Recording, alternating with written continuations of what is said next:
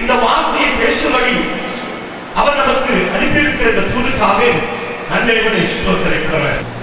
என் அருமையான தேவ பிள்ளைகளே, அழைக்கப்பட்டவன், தேவனால் தெரிந்து கொள்ளப்பட்டவன், அப்போஸ்தலரின் பிரதானமான அப்போஸ்தலன், தேவ சித்தத்தை இந்த பூமியில் நிறைவேற்றுகிற தேவனால் பயன்படுத்தப்படுகிற ஒரு மகிமையுள்ள கனவுள்ள பாத்திரம் தான். ஆனா தேவன் அதை சொல்லுகிறார், ஒரே நபருக்கு 2 பெயர்களை உபயோகப்படுத்துகிறார்.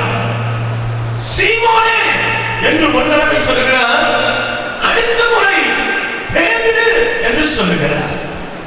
தேவன் முதல் தடவை பேதுரு என்று சொல்லி இருக்கிறார், அல்லது இரண்டாம் முறை சீமோன் என்று சொல்லி இருக்கிறார். ஆனால் அங்கே அவர் பெயரை மாற்றி, அதாவது அந்த பழைய பெயரை சொல்லி, சீமோனே சாத்தான் உன்னை புதைக்க போகிறான், நீ குணப்படு என்று சொன்னார். அடுத்த வார்த்தை சொல்லுகிறார், பேதுருவே நீ என்னை மறுதலிப்பாய் என்று சொல்லுகிறார். என் அருமையான தேவ பிள்ளைகளே, 2 பேருக்கும் காரண பெயர் அல்ல, ஆய நடத்திப்பு பெயர் உண்டு. சீமோன் என்பதன் பெயரின் அர்த்தம் நாடு என்று நமக்கு தெரியும். பேதுரு என்கிற பெயரின் அர்த்தம் கற்பாறை என்று நமக்கு தெரியும். தேவனுடைய ஆலயத்தை கட்ட வேண்டுமானால் நாளை வைத்து கட்ட முடியாது. அது வெயில் பட்டால் உலர்ந்து போய்விடும். காற்றடித்தால் காற்றடிக்கிற திசைக்கு அது தன் தலையை சாய்த்துவிடும். சொல்ல போனால் ஒரு சின்ன தென்றல் காற்று அடித்தால் கூட அந்த காற்றுக்கு கூட நிற்க முடியாது. ஒரு ஸ்வரம் தான் நாளை ஸ்வரம். ஆனால் கற்பாறை அப்படி அல்ல. அது காற்றே அடித்தால், புயலே அடித்தால், வெள்ளம் வந்து மோதினால் அதை எதிர்த்து நின்று போராடி தேவன் தன்னை நிறுத்தின ஸ்தானத்திலே உறுதியாக இருக்கக்கூடியதாய் இருக்கிறது.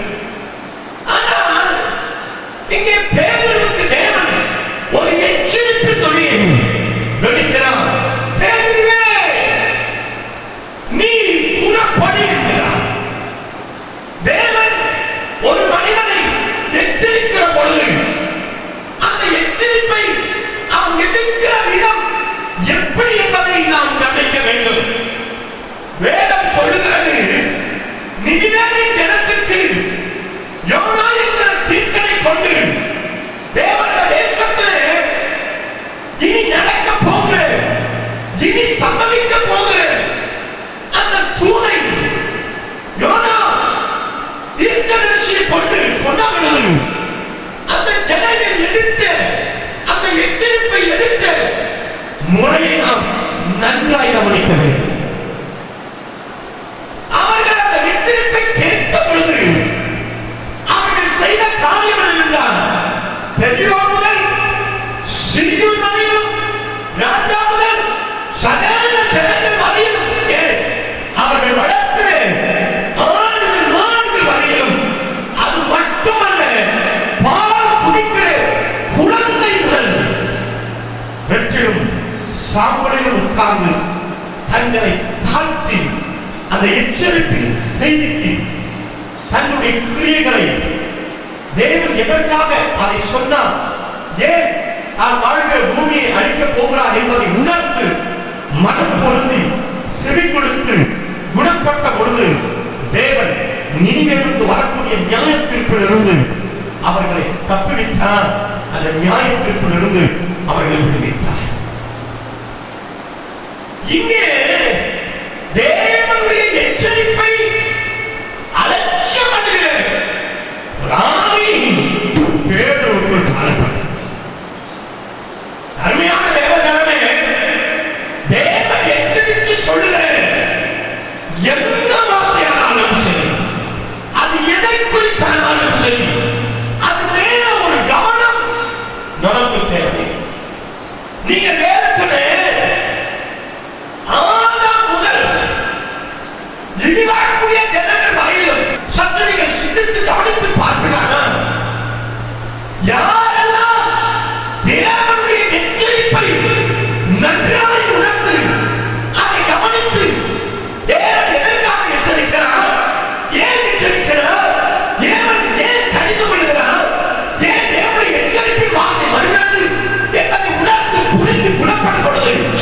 அவர்கள் அதில் விடுதலையாக்கப்பட்டிருக்கிறார்கள். அதே சமயத்தில் யாரெல்லாம் தேவனுடைய எச்சரிப்பை விடாமல் அதை அலட்சியம் பண்ணி அந்த தீர்க்க தரிசனத்தை அசட்டை பண்ணுகிற பொழுது அந்த நியாய தீர்ப்பினால் தேவனுடைய நீதியான அந்த தண்டனையால் அகப்பட்டு அழிந்து போனதையும் நாம் பார்க்க முடியும். இந்த இரு கூட்டத்திலே நாம் எப்படி இருக்கிறோம், நம்முடைய ஜீவியம் எப்படி இருக்கிறது என்பதை நம்மை நன்றாய் சோதித்தென்பது நல்ல தேவ பிள்ளைகளே. வேதம் சொல்லுகிறது, இங்கே பேதுருவுக்கு தேவன் எச்சரிக்கிறார். என்ன எச்சரிக்கிறார்? சீமோனே, சீமோனே, சாத்தான் உன்னை புதைக்க போகிறார். நானோ உன் விசுவாசம் ஒழியக்கூடாது, அதற்காக உனக்காக வேண்டுதல் செய்துவிட்டேன். நான் வேண்டுதல் செய்துட்டேன். ஆனால் நீ செய்ய வேண்டிய ஒரு காரியம் இருக்கிறது. அது என்னவென்றால் நீ குணப்பட வேண்டும் என்கிறார். இந்த குணப்படுதல் என்கிற வார்த்தைக்கு அநேக குணத்தைகள் கொடுக்கப்பட்டிருக்கிறது. குணப்படுதல் என்பதன் அர்த்தம் மனம் திரும்புதல். இங்கே அழைப்பை பெறப்போகிற பேதுருவுக்கு, சீமோன் பேதுருக்கு இந்த வார்த்தை தேவன் சொல்லவில்லை.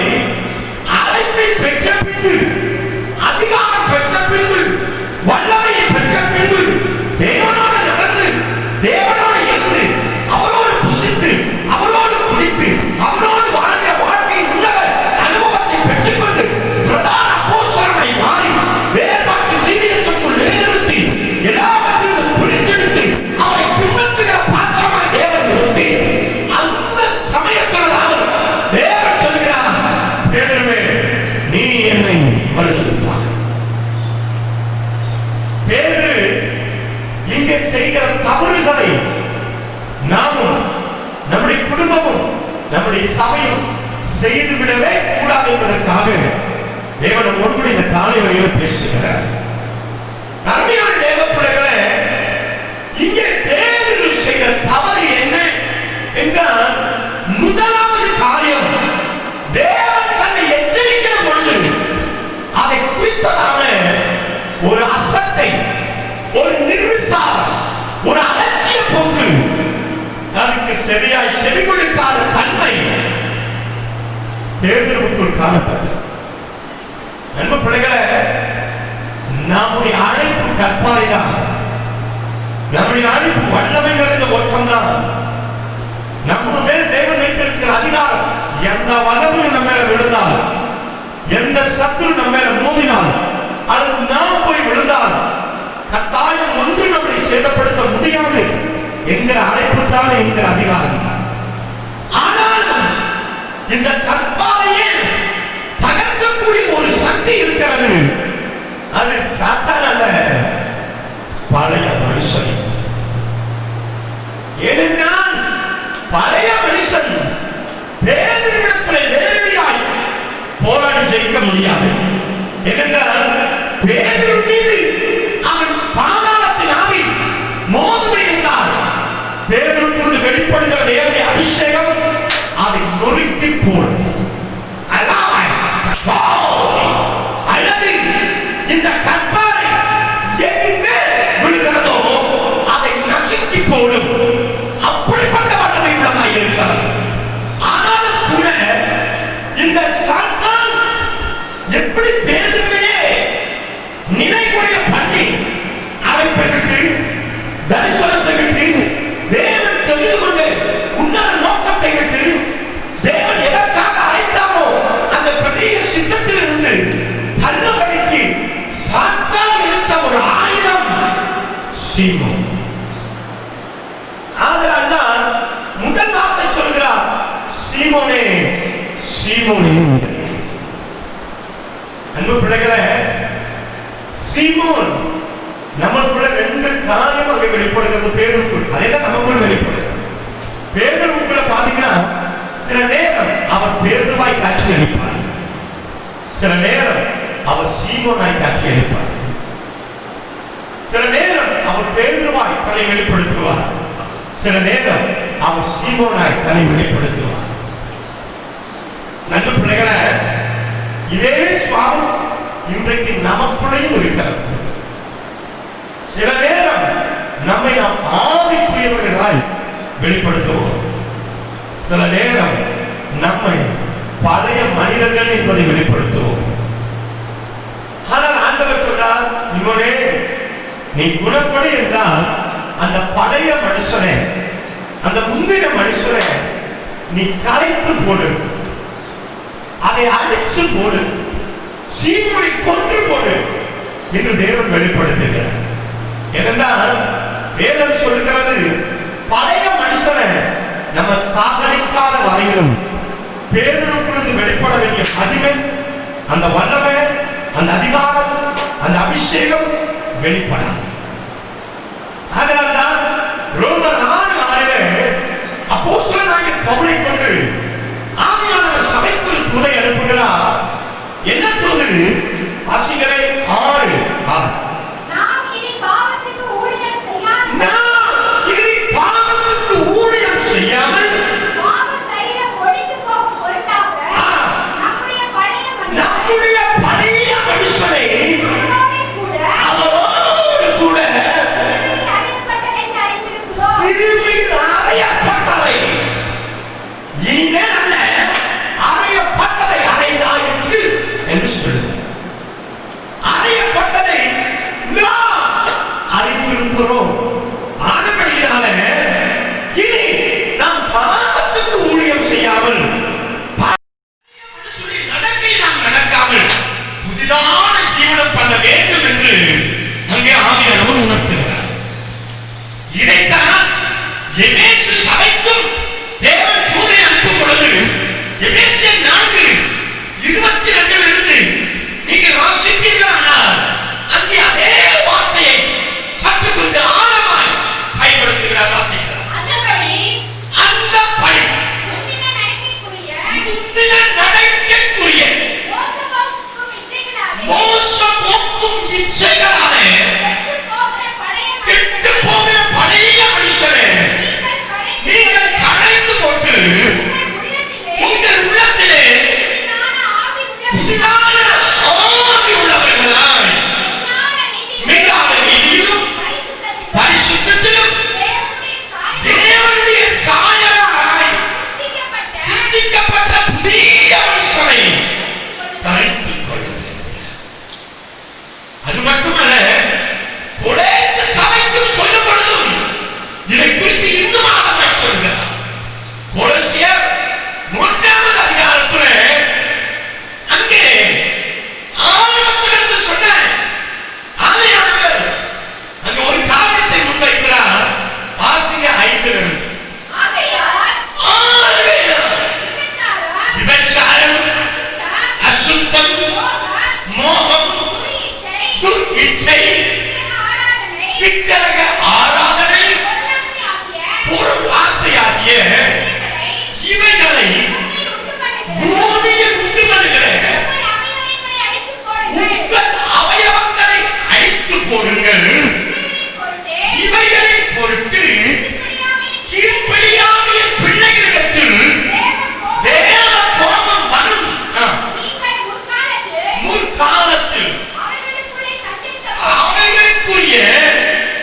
அவைகளுக்குரியவைகளை சஞ்சரித்த பொழுது அவைகளை செய்து கொண்டு வந்தீர்கள்.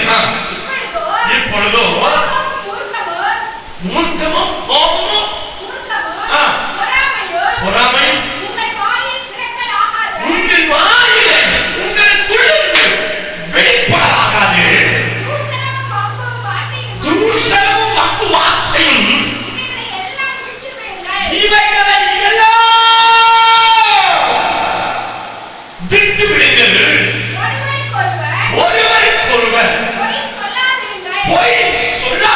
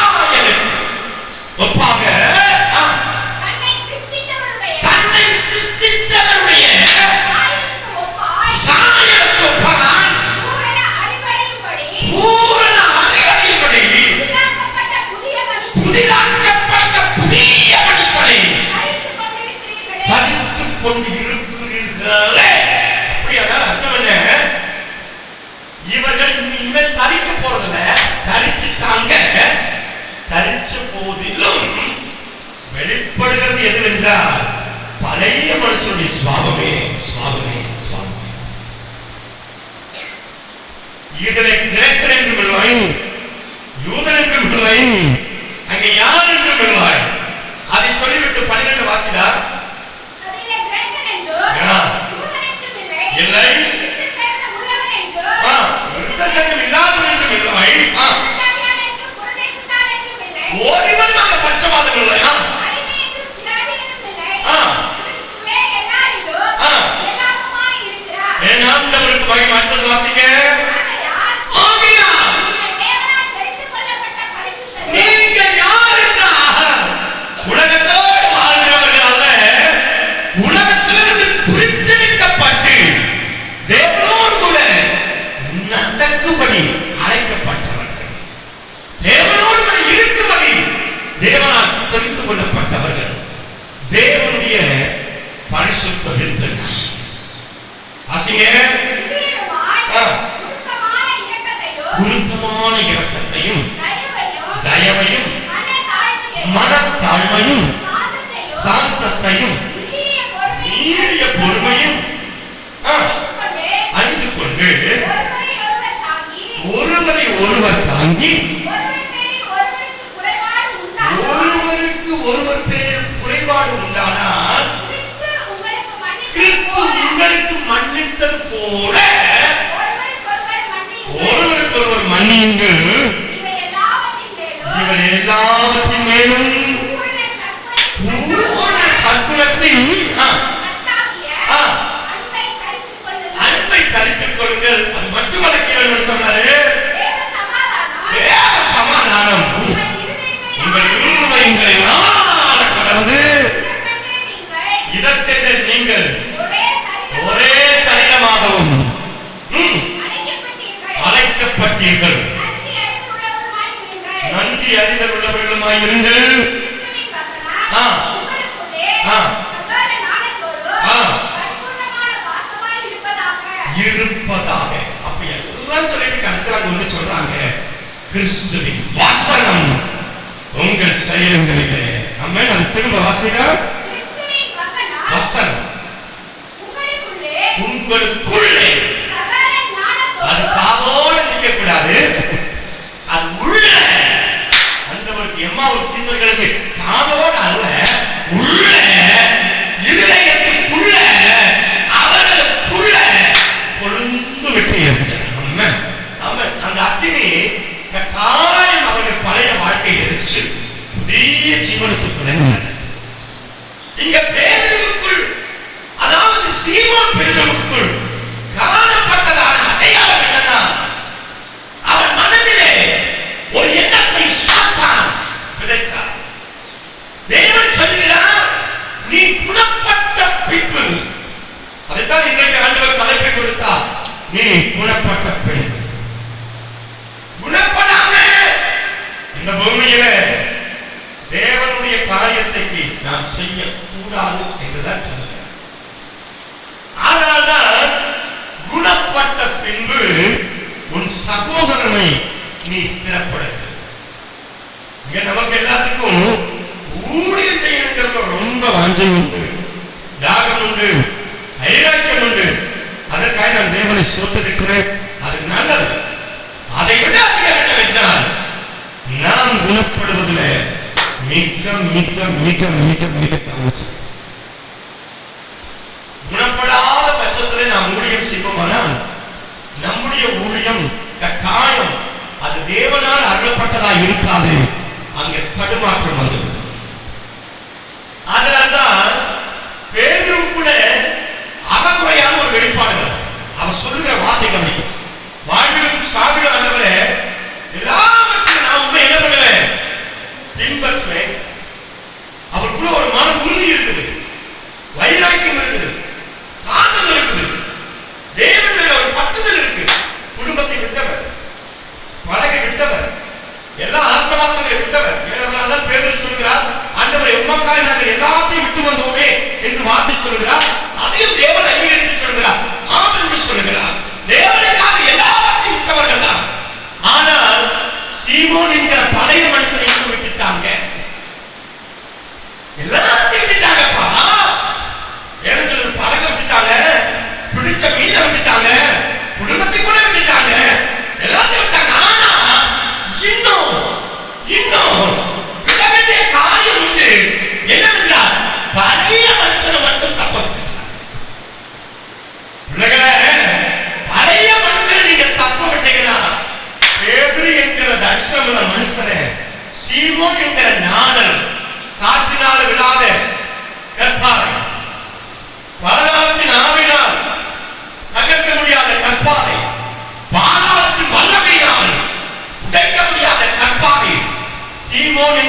ஒரு நாளால் உடைக்கப்படும்.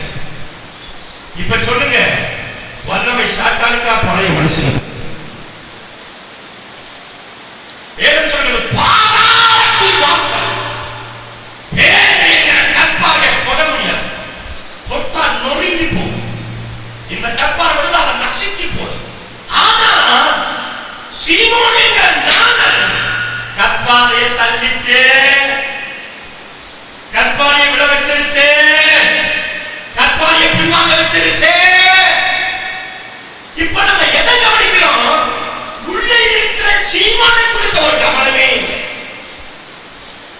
பேதுரு சொல்றார், இவரே மக்காய் நாங்க எல்லாத்தையும் விட்டு வந்தவப்பா, எல்லாத்தையும் விட்டாங்க. ஆனா இன்னும் பழைய மனுஷனை விடல, அந்த சுவாபத்தை விடல, அந்த குணங்களை விடல, அந்த காரியங்களை விடல. விட வேண்டியது சில விட்டுட்டாங்க, ஆனா இன்னும் விட வேண்டியது உண்டு என்பதை தேவனுக்கு வெளிப்படுத்து. விட வேண்டியது மட்டுமல்ல, விட்டு விலக வேண்டியது உண்டு. விலக வேண்டியது மட்டுமல்ல, அதை கலைத்து போடுவது உண்டு. கலைத்து போடுவது மட்டுமல்ல, அதை அழிக்க வேண்டும் என்பது உண்டு. அழிக்க வேண்டியது மட்டும் அதோடு அல்ல, அதை சிலுவையில் இருந்து கொல்ல வேண்டும் என்று உங்க பிள்ளைகளை. அதனால்தான் இன்றைக்கு ஆவியானவர் நமக்குள்ளாக நீ குணப்படு என்பது வார்த்தை குறித்து அந்த தலைப்பின் அடிப்படையில் பேசுகிறார். நீங்க குணப்படாத பட்சத்துல, நான் குணப்படாத பட்சத்துல கட்டாயம் பேதுரு என்கிற தரிசனம் நெஞ்சு போயிடும். பேதுரு மேல வைத்திருக்கிற திட்டம், தேவ திட்டம் தகர்ந்து போயிடும். அதனாலதான் பேதுருவை குறித்து தேவன் நன்றாய் அறிந்தபடினால்தான் அவர் அவனுக்காக வேண்டுதல் செய்தார். எத்தனை அன்புள்ள தேவன்! மறுதலிப்பாடு தெரியும், தன்னை கட்டாயம் மறுதலிப்பாடு தெரியும். ஆன போதிலும் அவன் மறுதலிச்சிட கூடாது என்பதற்காகத்தான் தேவன் எச்சரிக்கிறார். பின்வாங்கி போய்விடக் கூடாது என்பதற்காகத்தான் தேவன் எச்சரிக்கிறார். சீமோனை நீங்க கட்டாயம் சொல்றேன், அழிக்கிறனா, பழைய மனுஷனை நம்ம அழிக்கிறனா, அவன் சுவாபங்களை நம்ம அழிக்கிறனா, நம்ம சரியா தேவனுடைய வசனத்தின்படி குணப்படலைன்னா கட்டாயம் நம்ம மேல இருக்கிற தரிசனம் அந்த வல்லமை தள்ளி தேவ திட்டத்திலிருந்து நம்மளை தள்ளிடும். ஏன்? தேவனையே தெரியாத அளவுக்கு நம்மளை கொண்டு போயிடும். அவ்வளோ பெரிய மனுஷனையே சாதாரணமான பேர் இல்லைங்க, சமுத்திரத்துல இயேசுவை போல நடந்த ஒரு பேர். உன்னை கொண்டு நான் சபையை கட்டுவேன் என்று வாக்கு வைத்த தேவன் அப்படிப்பட்ட வாக்குகளை பெற்ற பேதுரு, பரலோகத்தில் திறவுகோலை உடைய பேதுரு, கட்டவும் கட்டவிழ்க்கிற அதிகாரத்தை பெற்ற பேதுரு, அப்போஸ்தலரின் பிரதானமான அப்போஸ்தலனாகிய பேதுரு, தேவனோடு கூட நடந்த ஒரு பேதுரு, தேவனை உயிர்த்தெழுதலை காணும்படி வாஞ்சியாய் ஓடின பேதுரு. அப்படிப்பட்ட பேதுருவே இந்த நாணல் தள்ளிச்சப்பா, தள்ளிச்சே. நல்ல கவனிக்கணும். அவ்வளவு பெரிய தேவ மனுஷனையே இயேசுவோடையே இருந்து, இயேசுவோடையே சாப்பிட்டு, இயேசுவோடையே ஊழியச்சு, அவர் பிறகே போய் அவர் தூங்குகிற இடத்துல தூங்கி, அவர் எழுந்திருக்கும் போது எழுந்திருந்து, அவர் எங்க போகிறாரோ அங்கெல்லாம் போய் அவர் சொல்லுகிறதை செய்து, அவர் வல்லமையை பயன்படுத்தி, அவர் அதிகாரத்தை பயன்படுத்தி, அற்புத அடையாளங்களை செய்து, ராஜ்யத்தின் சுவிசேஷத்தை அறிவித்து, வியாதி உள்ளவர்களை வியாதியிலிருந்து விடுதலையாக்கி, கட்டுள்ளவனை கட்டிலிருந்து விடுதலையாக்கி, பிசாசுகளை துரத்தி, இப்படிப்பட்டதான காரியத்தை நிறைவேற்றின பேதுருவையே சீமோன் ஆதி தள்ளினார். நம்மெல்லாம் ஏமாத்திரம் நம்ம எப்படிப்பட்ட காலத்தில் இருக்கிறோம் தெரியுமா? தெரிந்து கொள்ளப்பட்டவர்களும் வஞ்சிக்கப்படக்கூடிய காலத்தில் இருக்கும். அதனால மிக மிக மிக மிக தெளிவாருங்க, தெளிவாருங்க, தெளிவாரு நம்மளை கவனிக்க வேண்டும். அதனால்தான் வேதம் சொல்கிறது, யார் நியாயத்திற்கு தப்பிப்பார்கள் என்றால், எவன் ஒருவன் தன்னைத்தானே நிதானிக்கிறானோ அவன் கட்டாயம் நியாயத்திற்கு தப்பித்துக் கொள்ளும். அதனால்தான் நம்ம மாதம் திருமணம் எடுக்கும் பொழுது அதை கட்டாயம் வாசித்துத்தான் நம் தேவனுடைய பந்தியில் அமர்கிறோம். என்னவென்றால் நம்மை நாமே நிதானித்தால் நாம் நியாயம் திருத்தப்படும். முதல்ல நம்மை நிதானிக்கணும், மற்றவர்களை நிதானிக்கிறது அல்ல. பேதுரு அந்த நேரத்தில் தன்னை நிதானிக்கல, மற்றவர்களை நிதானிச்சார். பரிசையில் மற்றவர்களை நிதானிச்சார், தன்னையும் நிதானிச்சு வச்சிருந்தான், அங்கதான் விழுந்தான். அன்பு தேவ பிள்ளைகளே, இயேசுவின் நாமத்தை உங்களுக்கு அறிவிக்கிறேன், தேவனுடைய மனுஷனையும் அறிவிக்கிறேன். ஆண்டவராகிய இயேசு கிறிஸ்துவின் சர்வ வல்லமையுள்ள நாமத்தினால் இதை உங்களுக்கு அறிவிக்கிறேன். வேதம் சொல்லுகிறது, பழைய மனுஷனை தப்ப விடாதீங்க. அவன் செய்திகளை இந்த பூமியில உண்டு பண்ணுகிற அந்த ஆவிகளை தப்ப விடாதீங்க. அதை தப்ப விடுவீங்கன்னா கட்டாயம் அது ஒரு நாள் நம்மளை தள்ளும். தேவ தரிசனத்திலிருந்து, தேவ திட்டத்திலிருந்து, தேவனுடைய அழைப்பிலிருந்து, அவர் உன்னத நோக்கத்திலிருந்து ஏன் நித்தியத்தை விட்டே நம்மளை தள்ளிவிடுவார். கவனம் கவனம். அதனால்தான் தேவன் பேதுருவை பார்த்து சொன்னார், பேதுருவே, நீ என்னை மறுதலிப்பார். எப்ப இந்த வார்த்தை சொன்னார் தெரியுமா? முதல்ல சொல்லல, இவன் எப்போ தன்னை தீர்மானிச்சான் பாருங்க. இவர்கள் விழுந்தால், இவர்கள் இடறி போனால் நான் பின்பற்றுவேன் என்று சொன்னார் பாருங்க. இங்க மானுஷ வைராக்கியம் வெளிப்படுகிறது. ஒருவன் தேவனுக்குள் வைராக்கியம் பாராட்ட வேண்டும் என்றால் ஆவிக்குரிய தான் வைராக்கியம் பாராட்ட, மனுஷத்தின் வழியல்ல. அத்தகைய பட்டணத்திலே காண்பித்த பவுல் அங்கிருக்கிற விக்கிரங்களை கண்ட பொழுது, அங்கிருக்கிற கிரிகளை கண்ட பொழுது அவர் வைராக்கியம் கொண்டார் மட்டும் எழுதல, அதற்கு முன்பாக ஒரு வசனம் சொல்லுகிறது, அவர் ஆவி வைராக்கியம். இன்றைக்கு நமக்கு மனுஷ வைராக்கியம் உண்டு, ஆவி வைராக்கியம் இல்லை.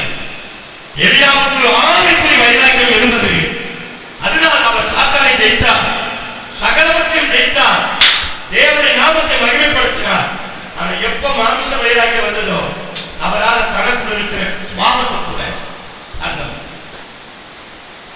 சொல்றேன், ஆவிக்குரிய வைராக்கியத்தில் நிரம்புங்க, மாமிச வைராக்கியத்தை விட்டு. பேதுருவுடைய அர்த்தம் என்ன?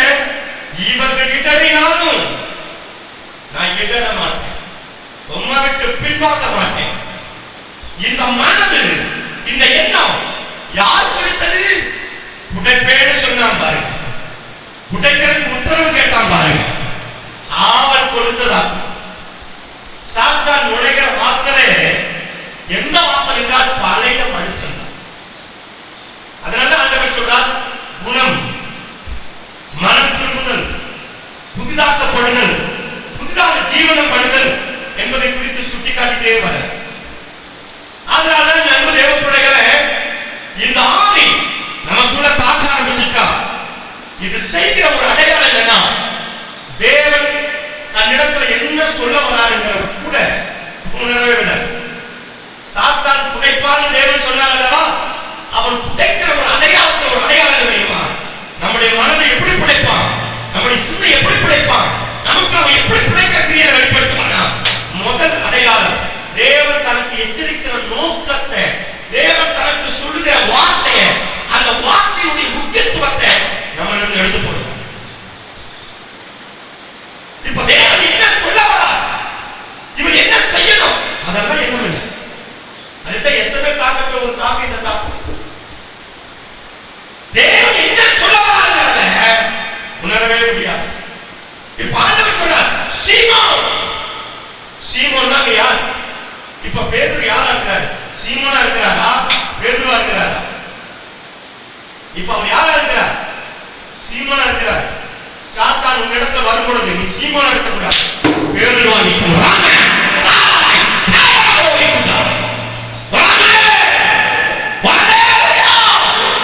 சத்து உனக்கு முன்பாக வந்து நிற்கும் பொழுது நீ சீமோனாக கட்டாயம் இருந்துள்ள, நீ பேதுருவா நிற்கணும். விசுவாசிக்கிறவங்க சாமி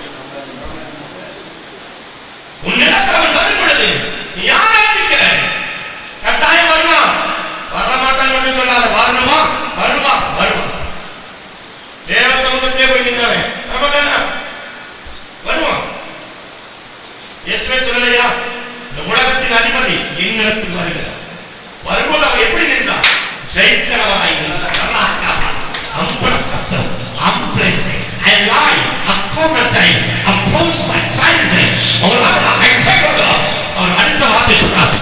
அவனுக்குரியது ஒன்றும் என்னிடம் இல்லை. அப்படின்னு அர்த்தம் என்ன? மாம்ச சாயதாப்பா நமக்கு இருக்கிற உணர்வு அவருக்கும் இருந்தது, நமக்கு ஏற்படுகிற பசி அவருக்கும் ஏற்பட்டது. ஆனால் சர்வ வல்லமையுள்ள தேவன் பரிசுத்த ஆவியானவர் நிறைந்து அவைகளை அழித்தார். பூமியில உண்டு வருகிற வல்லமைகளை அழித்தார். நமக்குள்ளே வெளிப்படுகிற கிரியைகள் அந்த வல்லமைகளை அழித்தார்.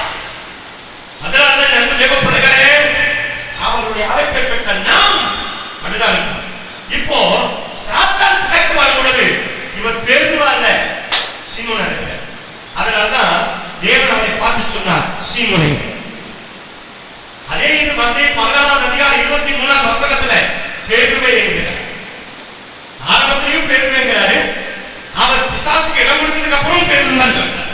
வாசிங்க 18 வாசிங்க 22 23 வாசிங்க. அப்பொழுது பேதுரு அவரை தனியே அழைத்து கொண்டு போய், ஆண்டவரே, இதுவும் நேரிட கூடாதே, இது உனக்கு சம்பவிப்பதில்லை என்று அவரை கடிந்து கொள்ள தொடங்கினான்.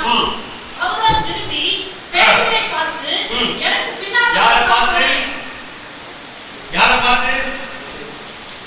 யாரை பார்த்து? பேதுருவை பார்த்து. அவரோ திரும்பி பேதுருவை பார்த்து, எனக்கு பின்னால் போ சாத்தானே, நீ எனக்கு இடராய் இருக்கிறாய். தேவனுக்கு ஏற்றவைகளை சிந்தியாமல் மனுஷனுக்கு ஏற்றவைகளை சிந்திக்கிறாய். அதைத்தான் ஆவியானவர் நம்மோடு கூட பேசி வருகிறார். இந்த ஒண்ணு மட்டும் தெரியுதுங்க, எந்த பிரசங்க தலைப்புல போனாலும் தேவன் நம்மளை கரெக்டா எந்த ரூட்ல போனாலும் அங்கதான் நிற்பார். எனக்கு ஆச்சரியமா இருக்கு. எசபேல பேசினாலும் அங்கதான் வந்து நிற்பாட்டாரு, சீமோன பேசினாலும் அங்கதான் வந்து நிற்பாட்டாரு, பேதுருவ பேசினாலும் அங்கதான் வந்து நிற்பாட்டாரு, ஆவிக்குரியவன் என்று எண்ணி பேசினாலும் அங்கதான் நிற்பாட்டாரு. அப்ப அதுல இருந்து என்ன தெரியுதுன்னா, அந்த கட்டண மக்கள் நமக்குள்ள இருந்து தகர்த்தனே ஆவியானவர் வைராக்கியம் வாங்கி கொண்டவர் போராடி கொண்டே இருக்கிறார். அவர் போராடும் பொழுது குணப்படுவது உத்தமம், உத்தமம், உத்தமம். அப்ப பாருங்க, வேதம் சொல்லுகிறது இந்த பேதுரு எப்படி சிந்திச்சான் அப்படின்னா, மனுஷனுக்கு ஏற்றவைகளை, இந்த பூமிக்கு ஏற்றவைகளை, இந்த உலகத்துக்கு ஏற்றவைகளை, அப்படி ஒரு சிந்தை சாத்தான் அவனுக்குள்ள தூண்டிவிட்டார். இப்பதான் நல்லா கவனிக்கணும், இந்த ஆவி நம்மளை புடைக்கும் பொழுது முதல் அடையாளம் புடைச்சிருக்குது, புடைச்சிட்டு இருக்குது அப்படின்னா முதல் அடையாளம் என்ன தெரியுமா? தேவன் தனக்கு சொல்ல வரத ஆவியில புரிஞ்சுக்க விடவே விட. ஆண்டவர் சொல்றார், நீ கற்பாரியா இருக்கிற, உனக்கு மாம்சம் ரத்தமும் வெளிப்படுத்தல, பிதாவாகிய தேவனை வெளிப்படுத்தி இருக்கிறார். இதையெல்லாம் சொல்ல சொல்ல அவருக்குள்ள என்ன வருது அப்படின்னா, ஆவிக்குரியவனா கேட்டு, ஆவிக்குரியவனா சிந்திச்சு, ஆவிக்குரியவனா ஜீவித்து, அதற்கு அந்த ஆவிக்குரிய வார்த்தையின் படியை நடந்து அதன்படி ஜீவிக்க வேண்டிய மனுஷன் உலகத்துக்கு ஏற்றபடி சிந்திக்கிற எண்ணத்துக்கு ஆவிக்குரியவர்கள் கட்டாயம் சொல்லுவார். எந்த சூழ்நிலையிலும் எந்த நேரத்திலும் நம்முடைய எண்ணங்களை உலகத்துக்கு ஏற்றபடி, உலகத்தின் வழக்கத்துக்கு ஏற்றபடி சிந்திக்கவோ நடக்கவோ இடம் கொடுக்கவே இருக்காங்க. பாருங்க, தேவன் என்ன சொல்ல வர, நான் பாடுபடணும், நான் கஷ்டப்படணும், இப்படி நான் ஆகணும், எனக்கு இப்படி நடக்க போகுது, இது அடிக்கடி சொல்லுகிறார். ஆனா பேதுருவானை பாரு என்ன பண்ண முடியல, புரிஞ்சுக்க முடியல. அவர் போய் சொல்றார், பாடுபடக்கூடாது, நீ கஷ்டப்படக்கூடாது, நீ இப்படி உனக்கு சம்பவிக்க கூடாது, சம்பவிப்பது இல்லை. ஒரு வார்த்தை கவனிச்சீங்களா? தேவன் அந்த நோக்கத்தையே தானே சொல்ல போனா, அவர் பாடுபடவே பேதுருவே இல்லை, பேதுருவை ரட்சிப்பே, பேதுருக்கு ரட்சிப்பே இல்லை, மீட்பே இல்லை. இது விசுவாசிகளுக்கு மட்டும் ஆகல, இன்னொரு கூட்டம் இப்போ அவர் ரட்சிப்பையும் இருக்குது, இந்த உலகத்தின் ரட்சிப்பையும் இருக்குது. இதுதான் சாத்தானுடைய ஒரு பயங்கரமான புடைக்கிறான் என்பதை எவ்வளவு அசால்ட்டா பேதுரு எடுத்தார் பாருங்க. சாத்தானை புடைக்க போகிறார். ஒரு முறை நான் ஜெபத்தில் இருந்த பொழுது, நான் ஒரு உபத்திரவத்துக்குள் போக வேண்டும் என்று எனக்கு ஆண்டவர் முன்னெச்சரித்தார். அப்பொழுது நான் உடனே அதற்கு என்னை தலை வணங்கி ஆண்டவர்கிட்ட சொன்னேன், அப்பா, இந்த உபத்திரம் வேண்டாம் நான் சொல்ல மாட்டேன், ஏன்னா நீங்க எனக்கு அப்படி கற்றுக் கொடுக்கிற உபத்திரம் எனக்கு வரட்டும். ஆனா அந்த உபத்திரவத்தை நாம மறந்துடக்கூடாது. உமை விட்டு பின்வாங்கி போயிடக்கூடாது. உமக்குள் உறுதியா நிற்கணும். அந்த உபத்திரவத்துடைய பிரமாணங்களை கற்றுக்கொள்ளணும். இன்னும் உமக்குள்ள நான் நெருங்கணும். அதுக்கு மட்டும் எனக்கு உதவி செய்யுங்க, எனக்கு பலன் செய்யுங்க. நான் ஜெபிச்சது மட்டுமல்ல, என்னோடு கூட குறிப்பாக ஒரு சில நபர்கள் எனக்காய் ஜெபிக்கிறேன். ஒரு ஆளுக்கு ஒரு ஐக்கியம் உண்டு. உடனே அந்த நபரிடத்துல அது எல்லாரும் அல்ல, நீ வீட்டுக்குள்ள ஒரு 2 பேர் இருந்தாங்க. அந்த 2 பேருக்கு மட்டும் போன் பண்ணி, தேவன் என்னை ஒரு உபத்திர பாதித்தரை கொண்டு போகிறார், எனக்காக ஜெபம் பண்ணுங்க, தேவன் என்னை பலப்படுத்தணும், அதுல நான் நிற்கணும், அதுக்காக ஜெபித்துக் கொள்ளுங்க. அதற்கு அவர் என்னிடத்துல சொன்னார், பாஸ்டர் இப்படி ஒரு காரியம் உங்களுக்கு நேரிடக்கூடாது, பிரதர் இப்படி ஒரு காரியம் உங்களுக்கு நேரிடக்கூடாது. நான் உடனே சொன்னேன், தேவன் நேரிடணும்னு சொல்லித்தான் அனுமதிச்சிருக்கிறார். அவர் அனுமதிக்கிறார்னா தீமைக்கு அனுமதிக்கிறவர் அல்ல, தீமையை கூட நன்மையாய் மாற்றுவதற்காக அனுமதிக்கிறவர். கட்டாயம் என் வாழ்க்கையில் ஒரு சீர்திருத்தம் உண்டாக போகிறது. இந்த உபத்திரத்துக்காக தேவனை ஸ்தோத்திரிக்கிறேன் என்று என்னை ஒப்புக் கொடுத்தேன். எப்போ ஒப்புக் கொடுத்தேனோ அந்த நிமிஷத்திலிருந்து அந்த உபத்திரவத்தின் பாதைக்கு நான் கடந்து போனேன். உண்மையை சொல்கிறேன், தேவன் அந்த வெளிப்பாடை கொடுத்தபடினால அந்த உபத்திரவம் என்னை ரொம்ப பாடுகளுக்குள்ள கொண்டு போய் என்னை வேதனைப்படுத்தினாலும் அது என்னை உருவாக்கினதே அல்லாமல் என்னை தேவனை விட்டோ, அவர் அன்பை விட்டோ, அவர் ஐக்கியத்தை விட்டோ, அவரோடு கூட நடக்கிற உன்னத வாழ்வை விட்டோ கடுகையும் பிரிக்க முடியும். காரணம், அவர் எச்சரித்த பொழுது தேவனை ஸ்தோத்திரிக்கிற அவர் நடத்தி விட்டார், நன்றி செலுத்துகிறேன். அதற்கான ஆயத்தப்பட தேவனுக்கு உதவி செய்யும். நம்மளை ஒரு பாதையில கொண்டு போகிறார், அதுக்கு முன்னாடி ஒரு ஆயத்தம் தேவை. இப்ப பாருங்க, பேதுரு கூட ஒரு வெளிப்பாடு என்ன அப்படின்னா, தேவன் என்ன சொல்ல வரா, நீ குணப்படுன்னு சொன்ன உடனே அவர் சொல்லியிருக்க வேண்டிய காரியம், ஆண்டவரே நான் எதுல குணப்படணும், எந்தெந்த காரியத்துல குணப்படணும், என்னை குணமாக்குகிறவரே நான் எதுல சீர்படணும் எனக்கு சொல்லுங்க, எனக்கு கதறி இருக்கணும். அதை விட்டுட்டு பேதுரு என்ன செய்த காரியம் என்ன, எஸ் ஆயத்தம் சொல்லுங்க. எதுக்கு ஆயத்தம்? நான் சரியா இருக்கிறேன், நான் கரெக்டா இருக்கிறேன், நான் விழவே மாட்டேன், நான் பின்வாங்கவே மாட்டேன், உறுதியா நிற்பேன். அவர் வார்த்தையில ஒண்ணு கூட நிறைவேறல, எல்லாத்தையும் அவர் தோற்று பண்ணார். பிள்ளைகளை, இன்னைக்கு நான் தேவ மனுஷனா நின்று சொல்றேன், சாத்தான் இந்த காலங்களை புதைத்துக் கொண்டு இருக்காங்க. சபையை புதைக்கிறான், குடும்பங்களை புதைக்கிறான், கணவன் மனைவியை புதைக்கிறான், ஆவிக்குரியவரை புதைக்கிறான், அழைக்கப்பட்டவரை புதைக்கிறான், தெரிஞ்சு கொள்ளப்பட்டவரை புதைக்கிறான், அபிஷேகம் பண்ணப்பட்டவரை புதைக்கிறான், தேவ சித்தத்துல நிற்கிறவரை புதைக்கிறான், கற்புள்ள மனவாட்டி சபையை புதைக்கிறான், அதை பிரிக்க பார்க்கிறான், அவன் உள்ள வந்து கிரிகை செய்கிறான். அவன் கிரிகை செய்கிற இந்த காலத்துல ஆவியானவர் நம்மளிருந்து கிரிகை செய்யாத பட்சத்துல கட்டாயம் நம்ம தோற்று போயிருவோம், கட்டாயம் விழுந்து போயிருவோம், கட்டாயம் பின்வாங்கி போயிருவோம். பிள்ளைகளை, வேதம் சொல்லுகிறது, தேவனுடைய எச்சரிப்பை தேவன் அழைக்கிற தூதை கவனிக்க முடியல. நோவா எங்க அந்த பரிசுத்தமான கவனிச்சு பாருங்க. வேதம் சொல்லுகிறது, எபிரேயர் புத்தகம் 11ஆம் அதிகாரம் 7-8 வாசிச்சு பாருங்க. தேவன் அவனுக்கு எச்சரிக்கிறார்.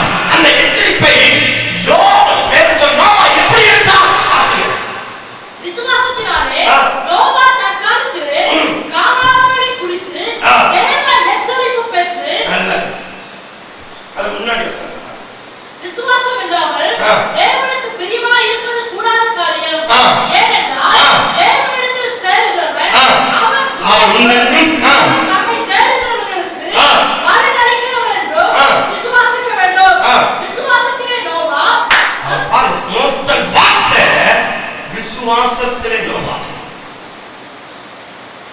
எச்சரிப்பை எப்படி கேட்கணுங்க? அவிசுவாசியா கேட்ட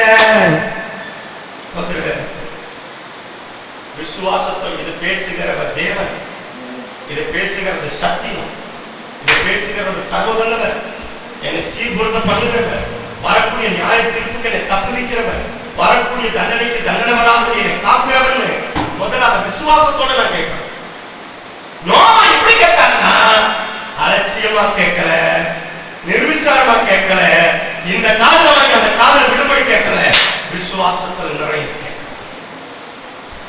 இன்னைக்கு தேவன் எச்சரிக்கிற ஒவ்வொரு வார்த்தையும் நம்ம என்ன ஆவியில உட்கார்ந்து கேட்கிறோம், எந்த ஆவியில உட்கார்ந்து தேவனுடைய எச்சரிப்பின் தொழிலை கேட்கிறோம்.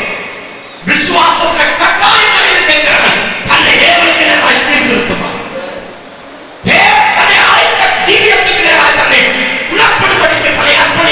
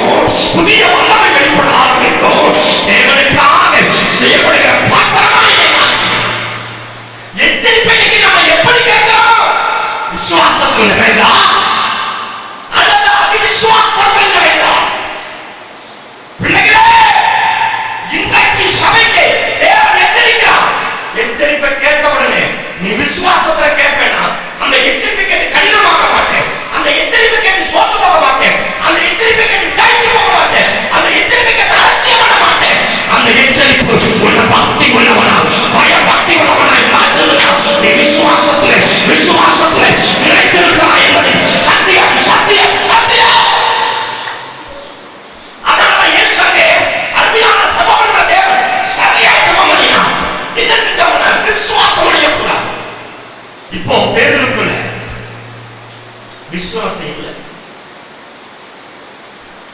பக்தி இருக்குது, என்னது உமக்காய் சாவேன், பக்தி உம்மை பின்பற்றுவேன், வைராக்கியம் கொண்டு உமக்காய் சாவேன் இருக்கு. ஆனா என்ன இல்ல விசுவாசம். கிரியை இல்லாத விசுவாசம் செத்தது. பிள்ளைகளே, நோவா பாருங்க, எச்சரிப்பை கேட்ட உடனே அவளுக்குள்ள ஏற்பட்டது வேற எதுவும் இல்லை, பயம், பக்தி. எப்ப தெரியுமா பேழை உருவாச்சு? எப்ப தெரியுமா நியாயத்திற்கு தப்பித்துக் கொள்கிற பேழை வெளிப்பட்டுச்சு? எப்போ அந்த பேழை கட்டக்கூடியதான வெளிப்பாடு எப்போ வந்துச்சு? பய, பக்தி. இன்னைக்கு அநேக ஜனங்களுக்குள்ள பக்தி இருக்கு, பயம் இல்லை. தேவனுடைய வார்த்தை குறித்து பயம் இல்லை, தேவ சம்பளத்தை குறித்து பயம் இல்லை, தேவனை குறித்து ஒரு பயம் இல்லை, அவருடைய நடத்திப்பு குறித்து பயம் இல்லை, நடத்திப்பு காரணம் குறித்தும் பயம் இல்லை. அப்போ இந்த பயம் இல்லாதனால அவங்க வாழ்க்கை சூன்யமாட்டம் போயிட்டு. நல்லா கவனிங்க, நான் திரும்ப திரும்ப இந்த வார்த்தை ஆகிய சொல்லுகிறேன். எச்சரிப்பு வந்த உடனே அவன் விசுவாசத்துல கேட்டபடினால அவனுக்குள்ள வெளிப்பட்டது என்னன்னா பயம், பக்தி வந்தது. அது மட்டுமல்ல, ரட்சிக்கப்படணும், இந்த சுவாபத்திலிருந்து நானோ என் குடும்பமோ என் பிள்ளையோ நான் வாழ்கிற தேசத்தின் ஜனங்களோ இதுல போகக்கூடாது என்ற வைராக்கியம் வந்தது. அந்த வைராக்கியத்தின் கிரியை வெளிப்பட்டது.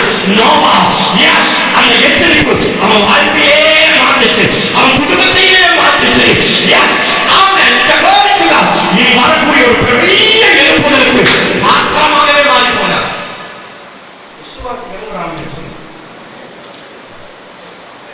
நீங்க சொல்லுங்க பாப்போம். அப்ப எச்சரிப்பை நம்ம எப்படி கேட்கிறோம்? விசுவாசத்துல கேட்கிறவன் அதுக்குண்டான அடையாளம் கர்த்தருக்கு ஸ்தோத்திரம். அவனுக்கு ஒரு புதிதாக்குதலை ஒரு வல்லமை வெளிப்படுத்தார். 10 காரியத்துல தேவன் அவர்களை நியாயம் தீர்க்கும்படி இறங்கினார். தேவகுமாரர்கள் மனுஷகுமாரத்திகள் என்ன சொல்றாங்க? வசனத்தை வாசனை ஆரம்பி அது யார் பாருங்க, வாசனை.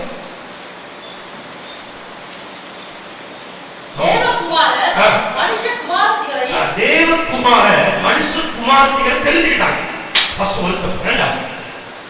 இரண்டாவது அவர்களோடு கூட கூடினாங்க. இரண்டாவது தப்பு. மூன்றாவது தப்பு, அவர்களுக்குள்ள வெளிப்பட்டது பிள்ளைகளை பெற்றார்கள். இப்படியா பாத்தீங்கன்னா ஒரு 10 தவறு அவங்க மேல இருந்து தங்களை கேடா மாற்றிட்டாங்க. தங்கள் வாழ்ந்த பூமியை கெடுத்து போட்டாங்க. தங்கள் எண்ணங்களை கெடுத்துட்டாங்க. அவங்களுடைய வாழ்க்கை 10 காரியத்தின் அடிப்படையில் தான் தேவன் அவங்களுக்கு நியாயம் தீர்த்தார். ஆனா நோவா இந்த 10ல ஒண்ணு கூட தனக்குள்ள வரக்கூடாதுன்னு குறிச்சாங்க. பாருங்க, உலகத்தோட நடக்கல, தேவனோட நடந்தார். மாம்சத்தின்படி நடக்கல, சத்தியத்தின்படி நடந்தார். தன் விருப்பத்தை நிறைவேற்றல, தேவ விருப்பத்தை நிறைவேற்றினா அதுதான் பயம், பக்தி. ஒரு அம்மன் சொல்லுங்க பார்ப்போம். என்னோடு கூட இணைந்து ஆண்டவரை மகிமைப்படுத்துங்க. இந்த வீடுகளை கேட்கிற யாராலும் சரி, என்னோடு கூட இருந்து தேவனை மகிமைப்படுத்துங்க. ஆண்டவருக்கு மகிமை, அந்த ஆவியை தேவன் தருவார். தேவ எச்சரிப்பை அலட்சியம் பண்ண வைக்கிறதாங்க சாத்தானுடைய ஒரு புத்தகத்தை அடையாளம். இன்றைக்கு சபைக்குள்ள ஆவி புகுந்து பயங்கரமா செயல்படுது, குடும்பங்கள் கூட செயல்படுது, தனிநபர் கூட செயல்படுது. எனக்கு சத்தியம் தெரியும் சொல்றவனுக்குள்ள கூட, நாம இருந்து சொல்றவனுக்கு கூட, நாம அழைக்கப்பட்டு சொல்றவனுக்கு கூட பயங்கரமா வெளிப்படுது. வேதம் சொல்லுகிறது, தேவன் எச்சரிக்கும் பொழுது அந்த எச்சரிப்பை நம்ம விசுவாசத்துல கேட்கணும். எங்க அப்பா கண்டிக்கிறாங்க, அம்மா கண்டிக்கிறாங்க, பெற்றோர்கள் கண்டிக்கிறாங்க, அல்லது ஊழியக்காரன் கண்டிக்கிறோம் அப்படின்னா அந்த கண்டிப்பை விசுவாசத்துல கேட்கணும். விசுவாசம் உள்ளவனா கேட்கணும். அவிசுவாசிய கேட்ட பின்வாங்கி போயிருக்க. வேதம் சொல்லுகிறது, இந்த நோவா விசுவாசத்தில் கேட்டான்.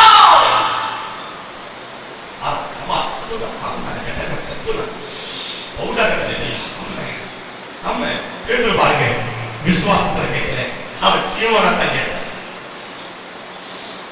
சீமோன் என்பவன் யார்தான்? நானல். ஒரு சின்ன தென்றல் காடு கூட நிற்க முடியாது. பாறை என்பது எதுக்கு நிற்கும்? நீ இப்போ பேரு பாறையால நானலா தான் இருக்கிறார். இன்னைக்கு சபைக்குள்ள அமர்ந்திருக்கிற நீங்க நானலா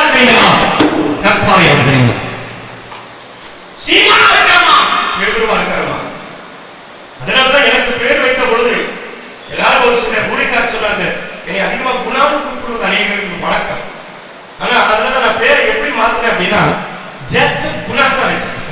ஏன்னா அதனாலதான் நீங்க அப்போஸ்தலர் 10வது அதிகாரத்தை வாசிச்சு பாத்தீங்கன்னா அந்த வேதம் சொல்லுகிறது சீமோன் முன்னாடி வராது, பேதுரு என்கிற சீமோன் வரும்.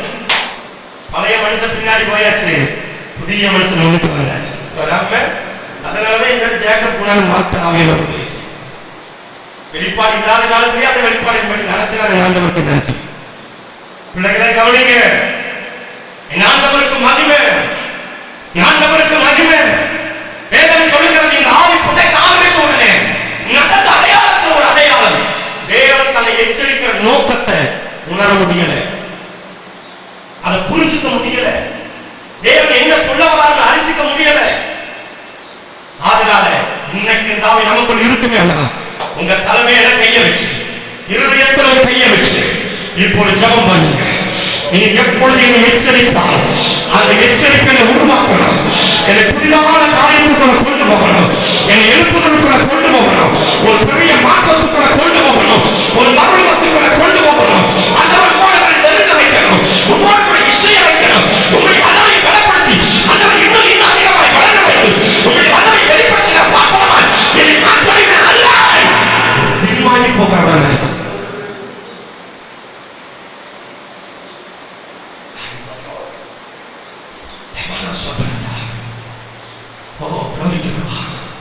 எச்சரிப்பு வர வர வர வர வர வர வர வர ஒரு வாயை பாக்கி அபிஷேகம் எனக்கு வெளிப்படணும். அதுக்கப்புறம் தாங்க நோவாவுக்கு வார்த்தை வருது, ரட்சிப்பு ரட்சிப்பு. பாருங்க, எச்சரிப்பு எதை கொண்டு வருது? ரட்சிப்பை கொண்டு வருது. ஆமென் சொல்லுங்க, ஆமென் சொல்லுங்க. எச்சரிப்பு எதை கொண்டு வருதுன்னா என் வாழ்க்கையில ஒரு ரட்சிப்பை கொண்டு வருது, என் குடும்பத்துல ஒரு ரட்சிப்பை கொண்டு வருது. அந்த எச்சரிப்பு கேட்டது நோவா தான்.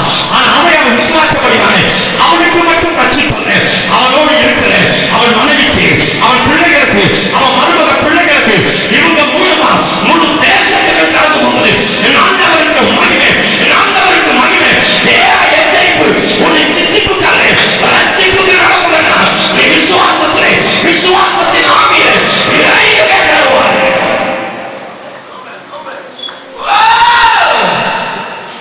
நான் பார்க்கிறேன். முழங்கி கொண்டிருக்கிறாய், ஆண்டவர் முழங்கி கொண்டிருக்கிறார். எச்சரிப்பிய வாழ்க்கையில ரட்சிக்கப்பட்டு வாழ்வே உடைய பின்மாற்றத்தை கொண்டு வந்தார். அந்த அபிஷேகத்தை வாழ்க்கை அவர் என்னை கன்னத்துல அரைஞ்சு சொன்னாங்க, தலையில ஓங்கி கொட்டி சொன்னாங்க, என்னை அநேக அடிகள் அடித்து சொன்னாங்க. அந்த எச்சரிப்பு எனக்கு ரட்சிப்பாய், அது சிச்சிப்பாயால. நீங்க எச்சரிப்பை சிச்சிப்பு நினைக்கிறீங்க, எச்சரிப்பை சிச்சிப்பு நினைக்கிறேன் விடுதலை ஆகணும். எச்சரிப்பை நீங்க சிச்சிப்பு நினைக்கிறீங்க, அதுதானே இருக்கணும். நம்மளால பொறுத்துக்க முடியறது இல்ல. வர்றது தேவ வார்த்தை தான், வர்றது கர்த்தருடைய வார்த்தை தான், பேசுறது ஆவியானவர் தான். பாருங்க, ஏரோதாவும் மனைவி ஏரோதியால் என்னதான் பண்ணாங்க? தேவனை எச்சரித்தார். அந்த அந்த எச்சரிப்பு ரட்சிப்பா மாறல, அழிவாக்கம் போச்சு. அந்த அந்த ரட்சிக்கப்பட்டுக்கிறவங்க ரட்சிக்கப்படல. ஆகாப்போன் அவன் மனைவியாக எசபேலும் எச்சரிப்பு எப்படி எடுத்துக்கிட்டாங்க? ரட்சிப்பா எடுக்கல, சிச்சிப்பா எடுத்துக்கிட்டாங்க. இன்னைக்கு நம்முடைய வாழ்க்கைய எச்சரிப்பை நம்ம எப்படி எடுக்கிறோம், எப்படி கை காணும்?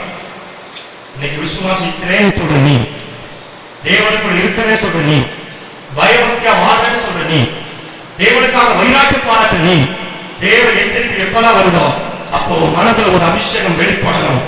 தேவனை ரட்சிப்பு உண்டாக்குகிறார். எங்கெல்லாம் நீங்க பாருங்க தேவ எச்சரிக்கை வருதோ அங்க ரட்சிப்பின் அபிஷேகம் வெளிப்படும்.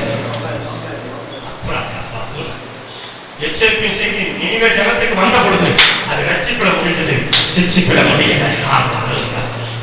சிச்சிப்பு வரக்கூடாதுங்கிறதுக்காக தேவன் எச்சரிக்கிறார், ரட்சிப்பு வரணுங்கிறதுக்காகத்தாங்க எச்சரிக்கை.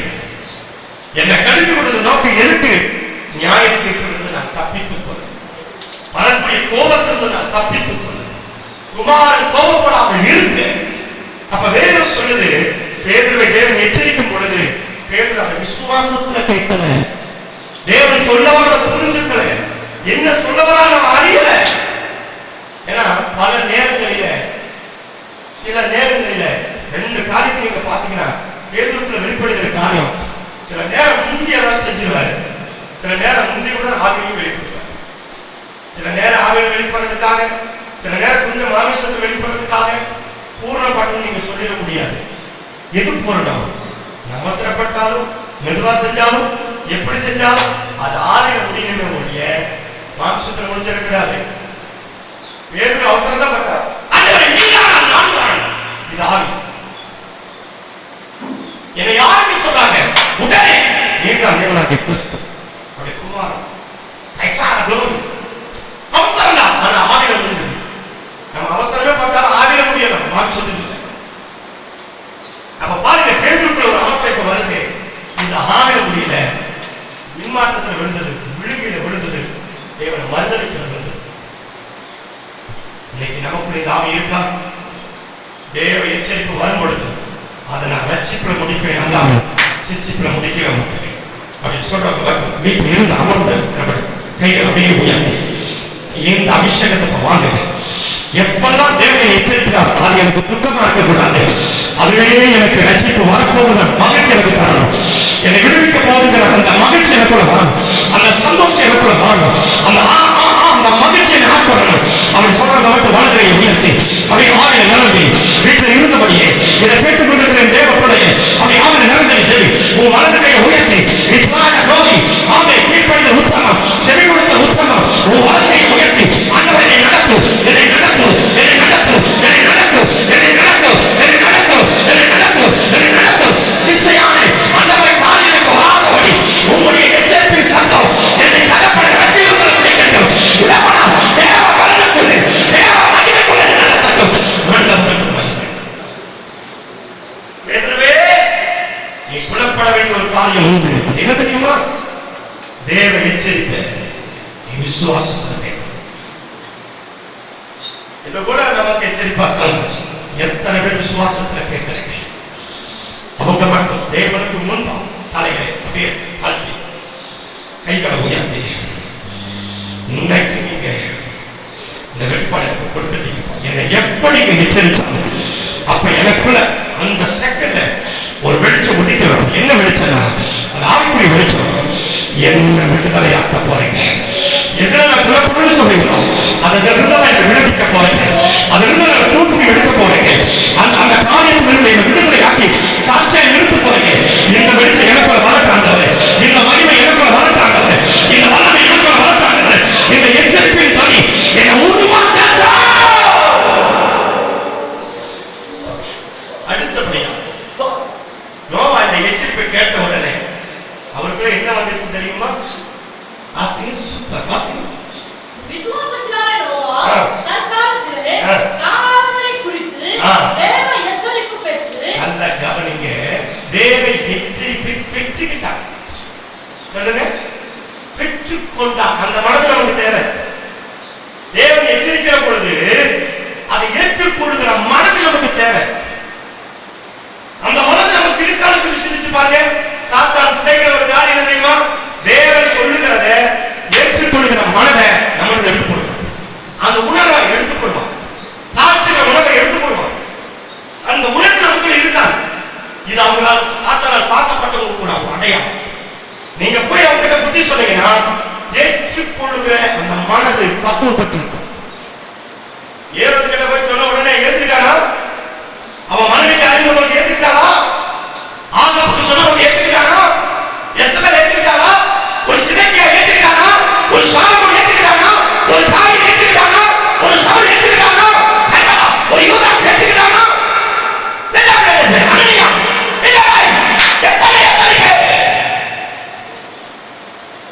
ஏற்றுக்கொள்ளாமல் எல்லாம் அடைஞ்சான். நோவா பெற்றுக்கொண்டான். பெற்றுக்கொள்கிற பலம் ஏற்றுக்கொள்ளுங்க. ஏற்றுக்கொண்டதான் பெற்றுக்கோ. நான் உங்களுக்கு ஒரு பொருள் தரேன், அதை ஏற்றுக்கிட்டாதான் நீங்க வாங்குவீங்க, இல்லைன்னா வாங்கவே மாட்டீங்க. இப்ப நோவாவோட இரண்டாவது ஒரு அடையாளம் ஏற்றுக்கொண்டார். பேதுருக்குள்ள வெளிப்பட்ட அடையாளம் ஏற்றுக்கொள்ளுங்க. தேவ எச்சரிப்பை நீ எப்ப ஏற்றுக்கொள்ளாம போறீங்களோ கட்டாயம் விடுவ, நியாயத்திற்கு அகப்படுவ, தேவ சிச்சரை விடுவ, பின்மாற்றக்காரனாய் மாறுவோம். எல்லாருமே தேவப்படையே நோவா அதை ஏற்றுக்கொண்டார்.